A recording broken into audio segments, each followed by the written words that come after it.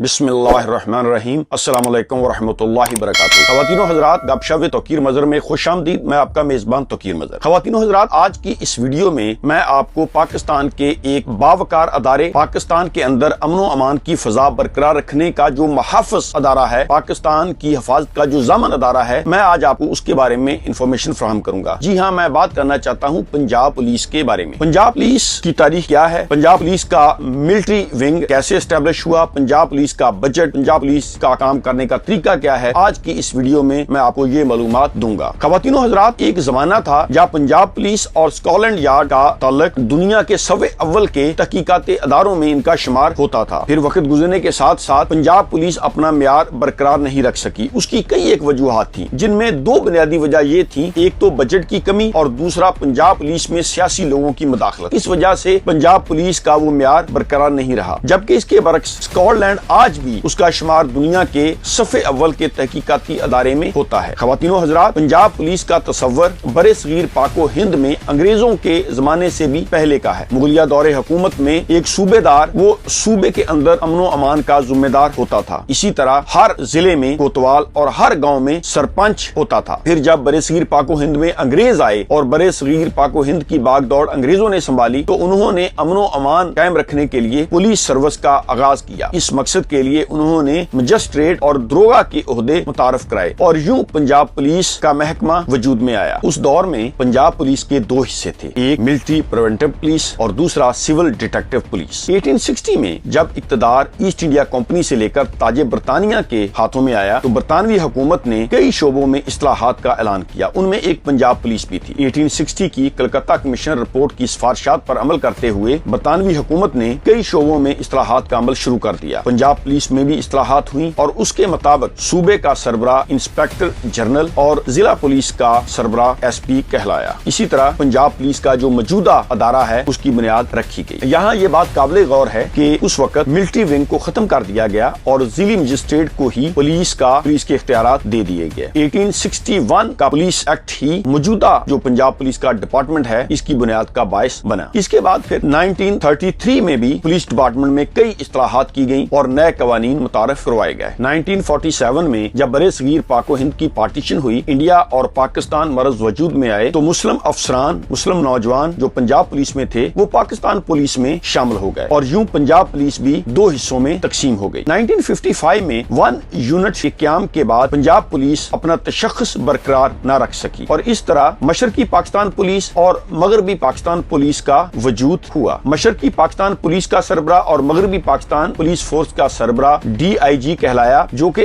IG Pakistan को जवाबदेह होता। पहला IGP खान कुर्बान अली खान था। 1969 तक पंजाब पुलिस मगरबी पाकिस्तान पुलिस का हिस्सा रही। उसके बाद 1 यूनिट का खात्मा हो गया और यूं पंजाब पुलिस का अपना तशख़्ख़ुस दोबारा बहाल हो गया। 2002 में जनरल परवेज मुशर्रफ ने पंजाब पुलिस में इनकलाबी तब्दीलियां की। 2002 के पुलिस ऑर्डर्स में जिली पुलिस का सरबरा डिप्टी कमिश्नर को जवाबदेह होने की बजाय पुलिस सेफ्टी कमीशन और अपने इंस्पेक्टर जनरल को जवाबदेह हुआ और यूं पंजाब पुलिस ब्यूरोक्रेसी के चुंगल से आजाद हो गई। 2018 में पंजाब पुलिस का यूनिफॉर्म तब्दील कर दिया गया। रवायती खाकी पैंट और काली शर्ट की बजाय ऑलिव कलर की वर्दी मुतारफ करवाई गई। पंजाब पुलिस के पास कितने पुलिस स्टेशन हैं, पंजाब पुलिस के पास कितने एयर बेसेस हैं, पंजाब पुलिस कौन सा असला इस्तेमाल करती है, पंजाब पुलिस की कौन कौन सी पोस्ट हैं, रैंक और पोस्ट में क्या फर्क होता है, ये तमाम बातें जानने के लिए आप मेरी आइंदा आने वाली वीडियोस देखते रहिए। नेक्स्ट वीडियो तक के लिए आप अपने मेजबान तौकीर मज़र को इजाजत दीजिए। Thank you very much. अल्लाह हाफ़िज़।